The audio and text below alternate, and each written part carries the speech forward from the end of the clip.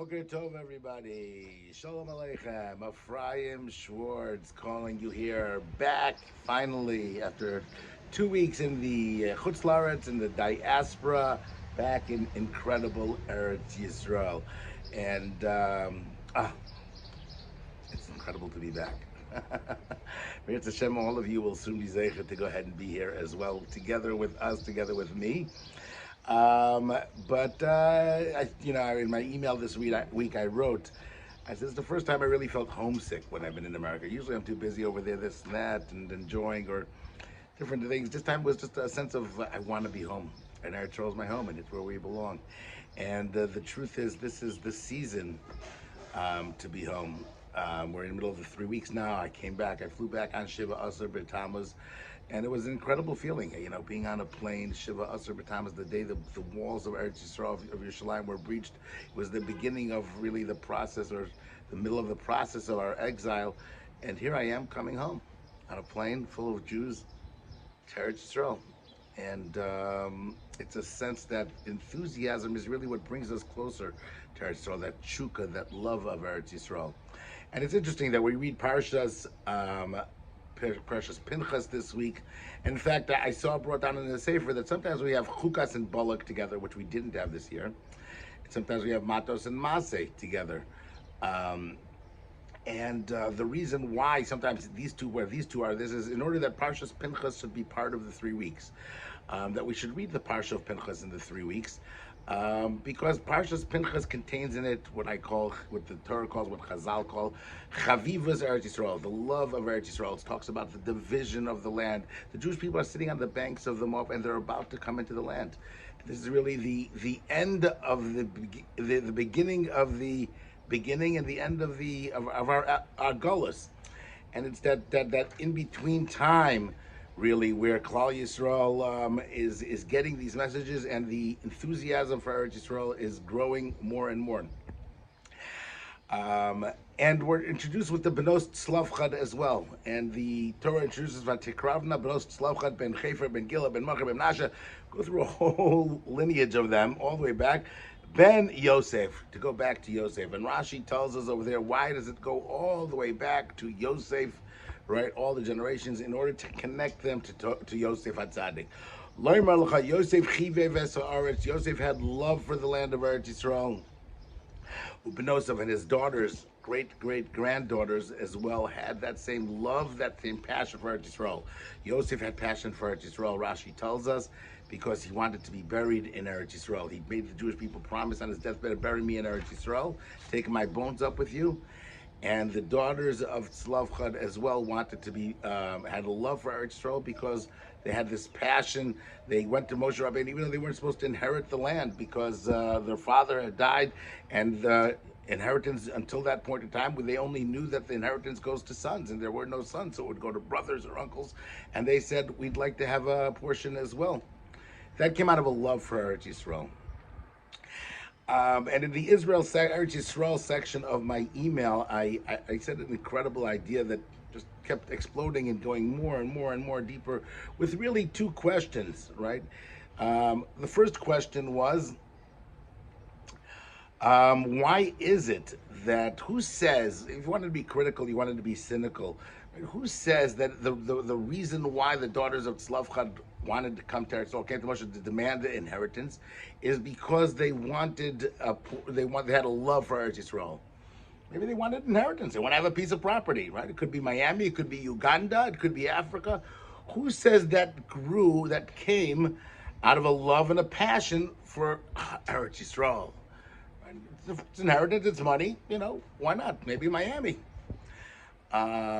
Maybe that's the reason why the Torah felt it's necessary, because you might think that way, so they have to connect it to Yosef HaTzadik, to tell you that it came from a passion from Eretz Yisrael, just like Yosef had a passion from Eretz Yisrael.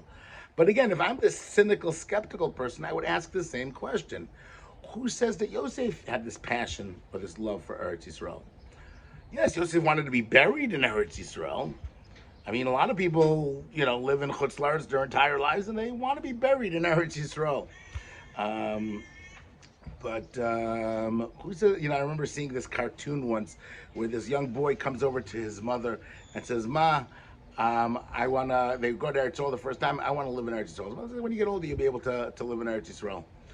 He says later on he gets older. He has a black hat on. In the next cartoon, he's going to yeshiva, and he tells his mother, "Ma, I want to go ahead and live in Eretz Yisrael." She goes, "You know what? You have to come back for shidduchim, get married. You and your wife can go ahead and decide where you want to live." And sure enough, he gets married, and you see them under the chuppah, and he turns to his wife and he says, "I want to live in Eretz Yisrael." And his wife said, "Okay, maybe we'll go in the future, but right now we're just starting off. We want to be near our parents. We need the help, the support." Okay. The next time they're sitting there at the Shabbos table and you see them with little children over there, and he turns to his wife and goes, "Let's move to Eretz Yisrael." And his wife says, "The kids are the wrong ages now. They can't come to Eretz Yisrael right now. It's bad for chinuch." All those baba mices that people go ahead and sell you that it's bad for chinuch, as if there's no chinuch problems in Chutz La'aretz, only in Eretz Yisrael. And one of the biggest lashon haras about Eretz Yisrael. Again, they tell you, he turns to his wife, he's like, "Okay, fine." She goes, "Maybe when the kids get older." Okay, he's walking his daughter down to the chuppah, his last daughter down to the chuppah. He says to his wife, "Let's move to Eretz Yisrael." She says, "No, the grandchildren are here." Right? Finally, the last frame you see is that they're sitting in the airport in the cargo hold, and the almana is sitting there with the children, and the father's in the coffin. He goes, "Oh, your father always wanted to go to Eretz Yisrael." That's a person that did have Chavivas Eretz Yisrael. But who says, if you want to be skeptical, that Yosef wanted maybe, and in fact we're told that one of the reasons why Yaakov Avinu didn't want to go to Eretz Yisrael is because we're told by Tchias HaMesim, you're gonna have to roll. It's gonna be painful to roll all the way for the resurrection of the dead, roll from Chutz La'aretz through tunnels and this and that. Maybe that's what Yosef wanted to avoid. He just was avoiding future pain, getting buried in Eretz Yisrael. The Chiprad Masayama, we're told that the land of Eretz Yisrael is an atonement. Who says he had a love for Eretz Yisrael? And so I was thinking, and I saw this incredible idea, part of it from Rav Margalit in his incredible sefer, Mapik Margolius, the Rav of Carmiel, but it grew from there, which is that the Gemara in Sota tells us that just like we know that there's a bashert for every single person, right? Every person has the person that they're supposed to marry 40 days before a person's born. Also, it says, Bais zealous leploni, Sada zealous leploni. Every person has their basherta house, their basherta field. Meaning before a person's born, it's decreed not only who he will marry, right, but where his house will be, where his field will be. And the idea behind that, why is it so important to know where my house will be and my field will be? So Chazal, the Arizal, tells us that when Adam HaRishon was born, he was taken from the earth from all over the world, formed Adam HaRishon. And every single nation that comes out, every single person, right, has a connection to that place where that earth that he comes from Adam HaRishon, that DNA in that earth eventually made its way to him. So the Africans have their DNA because they were grown from the place of earth of Avraham Avinu. Right in Africa, the Greeks, the Romans, the Italians, the Afghanistans.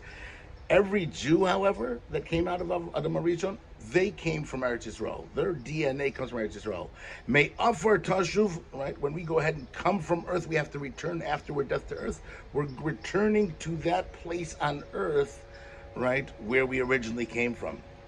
That earth from Adam HaRishon. And the way that a person gets their completion in life, the way they get their spiritual force, where they're getting that original DNA is coming from that original earth that they came from. Just like a person understands, like, I'm not complete unless I have my wife, my bashert. She's going to go ahead, she's the other half of my soul, right? Well, the other part of our soul is also our house and the earth and the field where we're getting our material energy, all our bracha, there's that connection. It's a powerful idea. If you think about it, right? The same reason why there's a longing for a person, every person, I need to get married, I want to get married, because you feel incomplete, right? Every Jew has that same chukka, that love, that connection to Eretz Yisrael, to that place. There's that magnet that's drawing him to find his completion, to get back, to tap into that source. In fact, if you understand that idea, we can understand why the Benos Tzlafchad, the daughters of Tzlafchad, saw something that Moshe Rabbeinu didn't even see.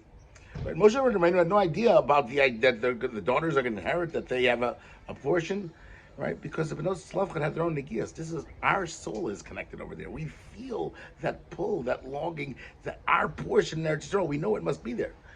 And then Moshe goes up to Hashem, and Hashem says, they saw something that you didn't see. Rashi says it's an incredible idea to see something that Moshe Rabbeinu didn't see. The Benos Tzlafchad came to Moshe with that idea because we see that from Yosef Atzadik. Why did Yosef want to be buried there? Because he understood he had to return to where he drew his energy from. And the Benos Tzlafchad as well wanted to go ahead and grow, and from that source. It explains Jews all over Golas for thousands of years, our connection to Eretz Yisrael. And this morning I was thinking, I saw an incredible mashal from Rabbi Reisman. He mentions from the son of the Chafetz Chaim. He said this child comes home from his father, from his report card. It's the end of the year, and his father looks at his grades. He gives math C, science D, English B, right? B minus, right? And then all of a sudden he sees that all of his grades are mediocre, if not bad. And then he sees one grade. He goes music, A plus. And the father sees that, and he turns to the kid and he gives him a whack. He goes, understand, that's what got the whack? And he tells his father, and the father says to him, listen, you got bad grades and everything else. He goes, but A plus in music, what do you have to sing about? What are you singing about if you have grades like this? Right? Where does that music come from? We say in the period of 3 weeks, some say it all year long, Eich nashir es shir Hashem al admas necher. What do you have to sing about? How can we sing when we're in Golos? How can we have songs? How can we come up with the good? Because our neshamas are connected over here, right? This is where shir comes from. The song comes from the deepest of the depths in a person's heart and their soul. You need to tap into Eretz Yisrael. And Bnei Yisrael is even to say, how are we ever going to compose a song again in the name of Hashem? How are we going to ever come to that holiness in the name of Hashem to express our joy ba'admas necher, in the land of our strangers? Maybe that's the reason why I felt so homesick when I was in Chutz La'aretz, right? My heart is full of music. I want to sing, and I feel over there my soul can't express itself properly.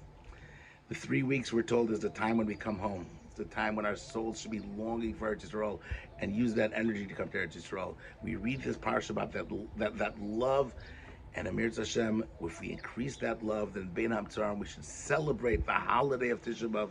This year, all of us returned in song and in joy to Eretz HaKodesh. Have a fantastic Shabbos. Subscribe to my weekly email at rabbischwartz@yahoo.com. Like, share, you know it. Looking forward to seeing you again. Mirza Hashem here. Shabbat Shalom.